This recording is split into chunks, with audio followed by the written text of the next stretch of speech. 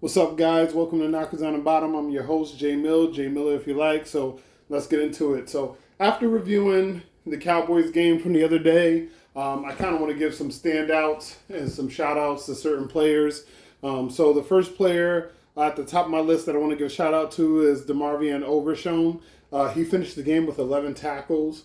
They weren't all solo tackles. I believe it was about 6 solo and five combined to make for 11 tackles. The highlight play that he made, which was probably, one of the highlight plays of the game, was when he closed down Deshaun Watson. Watson was rolling out to the offense's right, the defense's left. He had a lot of green space to operate, probably could have got about 6 or 7 yards. And then DeMarvion Overshown within, it felt like a second, just was shot out of a cannon, covered so much ground, and brought Deshaun Watson down for a sack.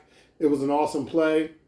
It was also the kind of things we were excited for, seeing him in his rookie year, but then he suffered a torn ACL. So I know before we started the season, I kind of talked about the Cowboys' health staff kind of being a little bit overrated because a lot of the players that were coming back from ACLs took a long time to show their normal selves. But Trayvon Diggs played well this game. DeMarvion Overshown played well this game. So it kind of is flying in the face. Of course, as soon as you think you got something figured out, that's how it works. Everything happens opposite of what you say, but it was awesome to see DeMarvion Overshown all over the field. There were some times when he was lining up pretending that he was going to mug the A-gap and then drop out. There were other times where he was lining up pretending he was going to mug the A-gap and then shot through to stop a run play. But all in all, it was an awesome day for DeMarvion Overshown. Hopefully he gets to build on this for the next few weeks, stays healthy, and continues to do what he does. The other one that I would like to shout out is DeMarcus Lawrence. DeMarcus Lawrence had several plays, whether it was in the run game, whether it was in the pass game, where he was really defeating his blocks. Whether he lined up at defensive tackle, whether he lined up at defensive end, DeMarcus Lawrence played a hell of a game.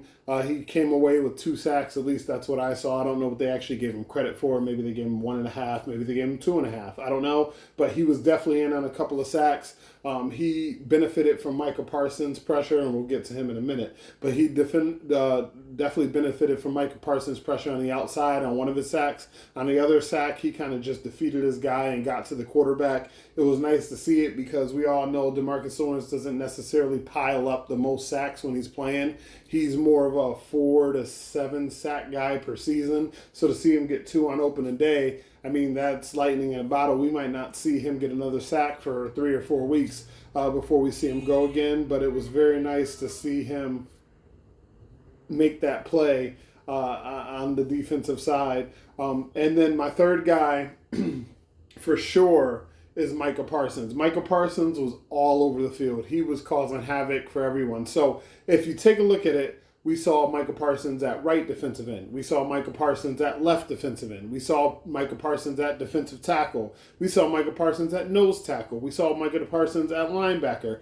We saw Micah Parsons dropping the coverage. Whatever you wanted this player to do, the Cowboys did it with him, and I feel like they're only scratching the surface. Like, I feel like we'll see Micah Parsons dropping the coverage much more than we saw in this game. I also feel like we'll see Micah Parsons much more at linebacker and defensive tackle and defensive end than we saw in this game. It looked like the Cleveland Browns were just kind of trying to figure out where's Waldo every single play, but it didn't matter who they lined him up on. I mean, he ended up with 9 pressures. It felt like he had 59 pressures. It felt like whenever the Cleveland Browns dropped back to pass, Micah Parsons was just screwing up the entire game plan, and everybody benefited from it. But also, the honorable mentions, Osa Odigizua, he played an awesome game. He didn't end up with a sack, but he was getting pressured tons as well. So when Micah Parsons was lining up on the outside and getting pressure, Osa Odigizua was also defeating his blocks on the inside and getting pressure. And that's why Deshaun Watson was running so much. That's why, even though I had tons of plays where I watched between the Cleveland Browns and the Dallas Cowboys, whenever the Browns were on offense, there were several times where I paused the tape and there's Browns players running free, whether it was David Njoku, whether it was Elijah Moore, whether it was Amari Cooper. But the Cowboys had already defeated the blocks. They were already into the backfield causing pressure for Deshaun Watson. So even though he had places to go with the ball, he couldn't necessarily afford to take the time to go through his progressions and get to those players because the Cowboys are so vicious at defeating all these blocks. So shout out to the defense. Also, other honorable mentions: Kalen Carson. He played well. He got his hands on a couple of balls. He did what I didn't think he could do, which was kind of playing some of that coverage on Amari Cooper, playing some of that coverage on Jerry Jeudy. I thought Amari Cooper would put him in a blender, but because our defensive line played so well in concert with our secondary, it caused a lot of balls to not necessarily be thrown accurately, and the quarterback not necessarily to have enough time to maybe get to some of those players that might have been open. So I do love what we saw there from the rookie. I got to give him a lot of credit. He did get a lot of help from his defensive line. He also got a lot of help from his defensive coordinator. Also, Trayvon Diggs, he came down with an interception. That's another honorable mention. He came down with an interception on an overthrow, and the ball kind of went through Elijah Moore's hands. Now, if we're talking about it, it did go through Elijah Moore's hands, so he should have caught it, but he didn't catch it, and it was a nice play by Trayvon Diggs to show body control and awareness to be able to get his hands on the ball, come down with it, and cause a turnover for the defense. So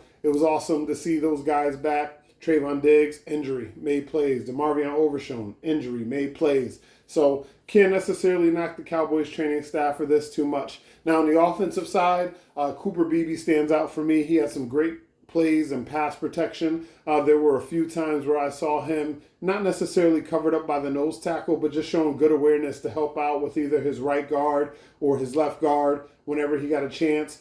There was also a couple plays I saw in the run game where he got, like on Ezekiel Elliott's touchdown, for example. Ezekiel Elliott went up the middle for the touchdown. Cooper Beebe wasn't covered or blocked at all, but he went out and got a hand just enough on Owusu-Ansah so that he couldn't square up against Ezekiel Elliott and possibly drive him back or to the side, and it caused Owusu-Ansah to come in with bad technique. He came into the side, so Ezekiel Elliott was able to attack his inside shoulder and make that run towards the end zone and just basically bowl him over and get in for the touchdown. I don't know if Cooper Beebe doesn't get a hand on Owusu-Ansah. Maybe he's able to square up against Ezekiel Elliott in the hole and stop him for no gain. But it was nice to see the rookie have enough awareness to know, hey, I'm uncovered, let me go find somebody to hit, and it resulted in the Cowboys touchdown. There were several plays in the passing game where he went and helped, or he was one-on-one with somebody head up over him. So I know we talked about it a little bit earlier about in training camp when he was snapping the ball and we have somebody lined up directly over him. He was pretty late getting his hands up after snapping the ball and being able to anchor down, show some power, and show a good hole or a good front pocket for Dak Prescott to be able to stand in and make the throw. In this game, we saw very little of that. Whenever he snapped the ball, he was also able to get his hands on the defender and kind of anchor down. We all know Cooper Beebe strong. That's kind of what he does, man. It's one of his strengths. So it was nice to see him get his snaps off, get his hands up, anchor the pocket, give a place for Dak to step up and throw. Now, it didn't mean it was always a complete pass. There were several times where the front of the pocket was clean, it was ready to go, and Dak Prescott kind of was a little bit off in some of his throws. I think that's a little bit of it having to be early season.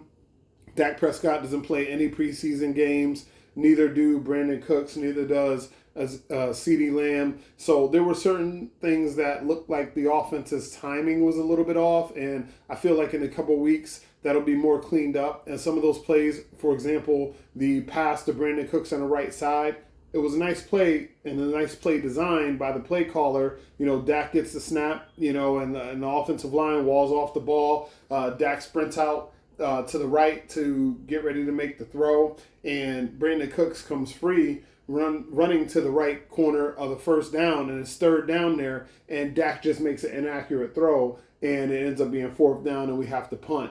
Later on in the season, as we get week 3, week 4, week 5, that type of play is something that they'll be able to connect on more consistently. It has a lot to do with timing. It has a lot to do with speed between Dak Prescott as far as getting through his reads and getting it to the receiver, and the receiver being able to get to the place that Dak is throwing the ball.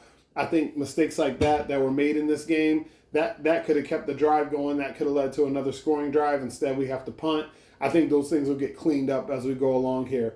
Also, shout out to Tyler Guyton. This wasn't his best day, but it was by far the worst. Anybody who lived through the Chaz Green situation where he allowed 6 sacks from the same player on Dak Prescott from the left side. It's very nice to see a player of Myles Garrett caliber not necessarily getting a free tee off on Dak Prescott on every play. Now, I'm not saying Tyler Guyton was perfect with his technique. He definitely got beat a lot, but the Cowboys were smart. There's one of the things we talked about before the game started, which was giving the Browns a lot of eye candy, moving a lot of players around, running some wide zones, running some screens, and then using that for later on plays to build off the run game after that to kind of keep the Browns on their toes. At least in the first half, the Cowboys did a lot of that. So there were times where Tyler Guyton was getting beat off the snap, but Dak was already rolling out to his right and making him play that way. There were times where Tyler Guyton would get beat off the snap, but we would be running a screen play to his side, and Ezekiel Elliott would catch the ball and get 2, 3, 5 yards.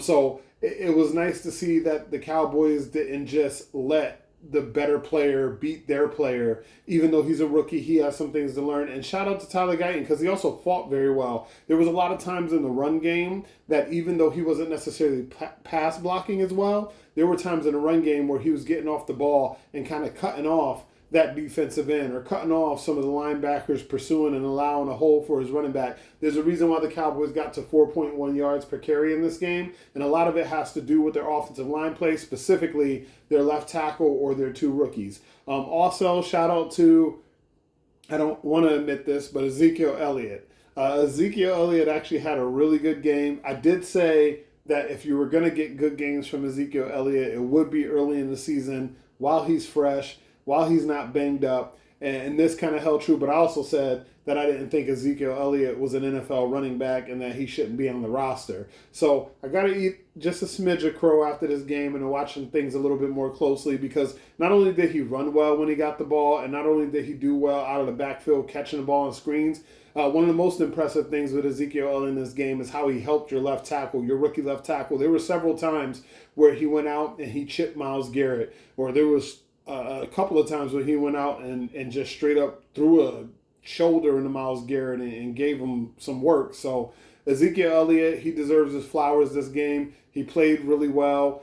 He's on a veteran minimum contract. So if you're talking about a veteran minimum contract as opposed to what he gave you in week 1, I mean, 10 carries, 40 yards, a rushing touchdown, a couple of catches out of the backfield as well, some very nice pass protection, plays as well in the game to give your quarterback a little bit more time. I think all of those things bode well. Moving into the future, hopefully we get to see a little bit more of Rico Dowdle early in the game as opposed to Ezekiel Elliott, but I'm not here to dump on Ezekiel Elliott. He did his thing, so I want to give him his flowers. But all in all, Cowboys look pretty good. Some of the things I didn't like in the second half, it looked like they got away from some of that creativity. It looked like the Cowboys got a little bit behind the change. It looks like they were playing a little bit safe. And it also looked like the Browns defense made some adjustments at halftime to slow down the offense, but our offense didn't necessarily make enough adjustments at halftime to kind of keep up with what we thought they would throw at us. So, but that's it. That's all I got for you guys. If you like the video, hit the like button, subscribe so you know when I'm coming on. You can hit me up on Twitter. That's JMillerIYL, JMiller if you like. I almost did it again. You can also submit questions via the email. That's knockersonthebottom@outlook.com. Again, knockersonthebottom@outlook.com. You can send things there, Twitter, in the comments below. I'll throw those into sort of like a mailbag segment, make it a routine thing. But also, if there's anything specifically that you want me to cover, hit me up below. But I love you guys. Thank you for tuning in. Until next time, I'm your host, J Mill. J Mill, if you like. This has been Knockers on the Bottom. Peace.